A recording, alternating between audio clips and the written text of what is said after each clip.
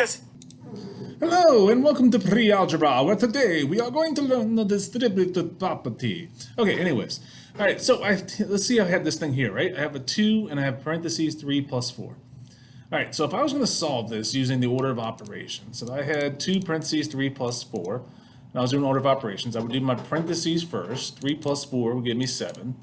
And then I would bring down my 2. A number next to a parentheses means multiply. 2 times 7 is 14.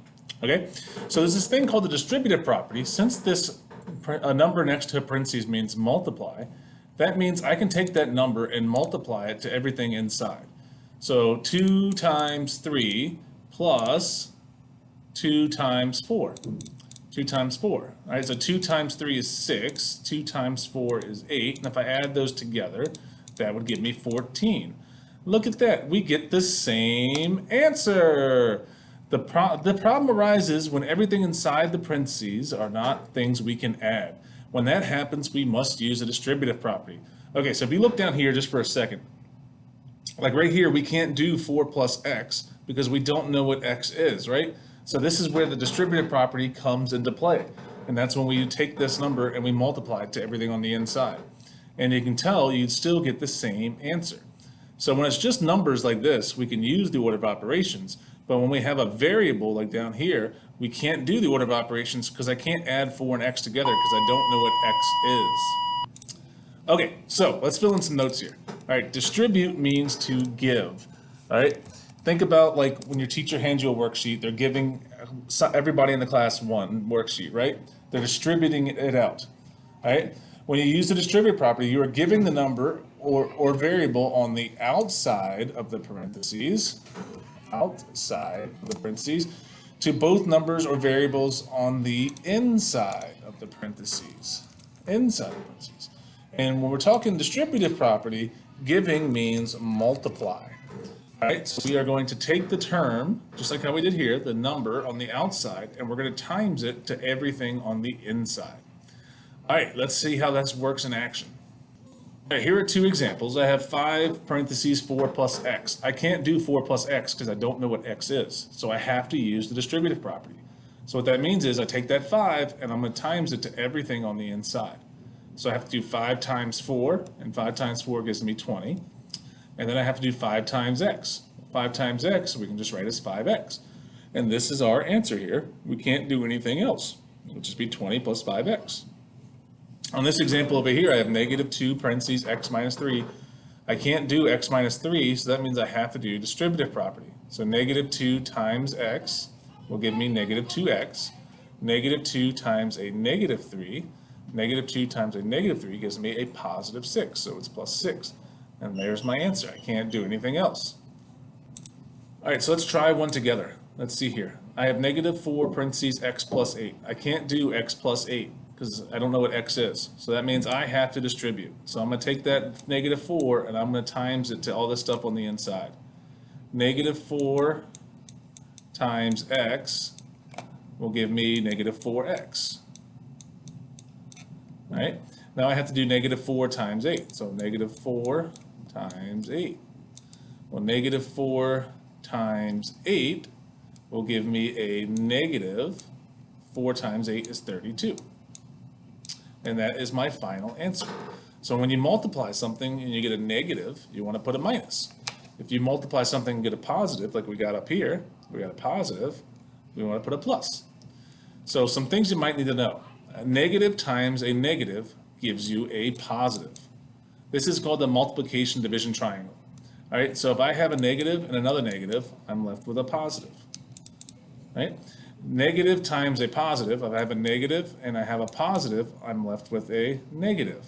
So a negative times a positive gives me a negative. All right?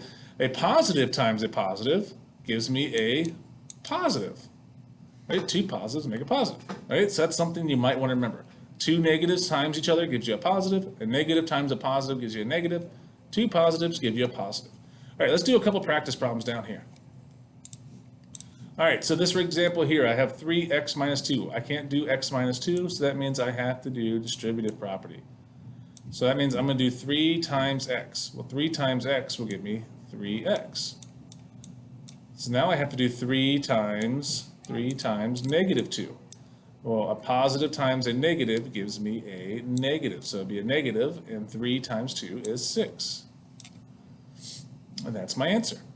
All right, on this one I have a negative 3, so a negative 3 times x will just be negative 3x. And then negative 3 times a negative 2. Negative 3 times negative 2. A negative times a negative is a positive, so I'm going to put a plus. 3 times 2 is 6. All right, let's try this one. 3 times x would just be 3x. And 3 times 2. Well, 3 times 2 would be 6. And it's positive, so I'll put a plus. Negative 3 times x would be negative 3x. Negative 3 times a positive 2. A negative times a positive will give me a negative. 3 times 2 is 6. Okay, so all you're doing is you're taking that number on the outside of the parentheses and you're multiplying it to both things on the inside of the parentheses. Okay, there are some things that look a little different down here at the bottom. Like this bottom left one, I have parentheses, then I have a number at the end. So this is still touching that parentheses, so it still means multiply. So I'm still going to do it the same way, I'm just going in kind of like in reverse. So it'd be 3 times x, which would be 3x, and then 3 times negative 2. Well, 3 times negative 2 would be a positive times a negative is a negative. 2 times 3 is 6. This one's like the same way. It's still a number next to parentheses, so it still means multiply. 3 times x would be 3x. A positive 3 times a positive 2 gives me a positive 6, so plus 6, 3x plus 6. All right, now in this example, I have negative parentheses x plus 2. All right, so there's no number touching this parentheses. What do I do? Oh, no. Okay, so this means the exact same thing as negative 1 parentheses x plus 2. So when there's no number, it's just a negative sign, it's really a negative 1. So I'm going to take a negative 1 and then times it by everything. So really, this is negative 1 times x plus 2. So negative 1 times x would be negative x, or negative 1x. And negative 1 times 2 would be negative 2. And that's my answer right here. All right, so remember, there's no number touching this. It's just negative x, or negative parentheses. So this is really the same as negative 1. So negative 1 times x would be negative 1x, or just negative x. And then negative 1 times a negative 2, the sign in front stays with this thing. A negative times a negative is a positive. 1 times 2 is 2. So it'd be negative x plus 2. Okay, so that is how we do the distributive property. You take the number on the outside and you multiply it to both things on the inside. Remember, the sign in front of a number stays with that number. So if it's a minus 2, this is really like a negative 2. That's how you treat it. Okay, this is a plus 2, this is like a positive 2. Right? And remember, a negative times a negative is a positive. A negative times a positive is a negative, and positive times positive is positive. All right, so that's distributive property. You take the number on the outside, you times it to everything on the inside. All right, if you ever have any questions, please ask a teacher, and I'll catch you next time.